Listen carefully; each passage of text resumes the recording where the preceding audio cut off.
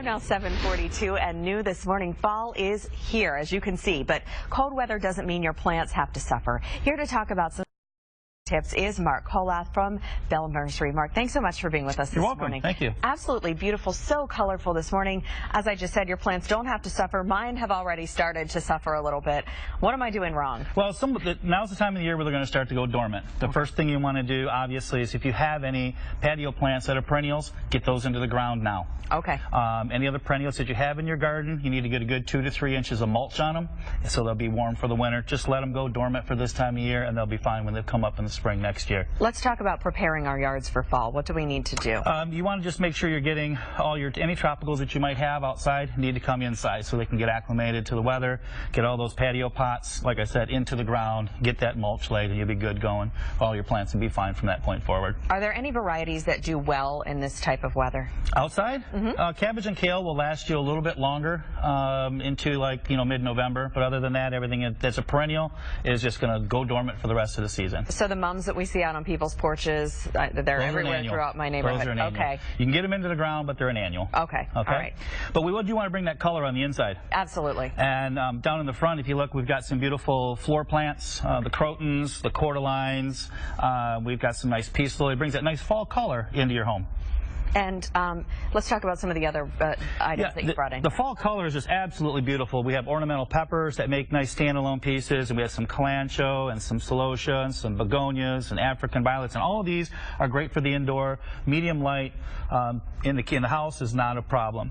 On this side, you also have some of the smaller things. You have some cactus gardens, you have some purple passion, you have some beautiful bromeliads, those are gorgeous, as well as orchids. Again, these are great to brighten up your home, for the fall, so you don't have to come in from the outside of all that color and have no color inside. Right. This is beautiful for the inside. I'm just already imagining a Thanksgiving table setting as we speak. Let's talk about, you actually have a very simple way to color into our homes. Many times you may have just a container at home and you're not sure what to do with that. I've got so many of those just sitting in my garage. Yeah, absolutely. You just take 3 of these plants, and no soil needed. You can just drop 3 little plants right in, and instantly centerpiece. And you would never have known that those are just 3 little individual plants. And it's so simple to do. If you have a wicker basket, a ceramic container, anything you have, just grab some plants and pop them right in. Some of these other plants look nice with those little wicker wreaths around them for fall. Again, great for the counter, great for the table, great plants for all around your house. For some of these indoor varieties, how often do they need to be watered? Watering is very critical, that it's like about once a week.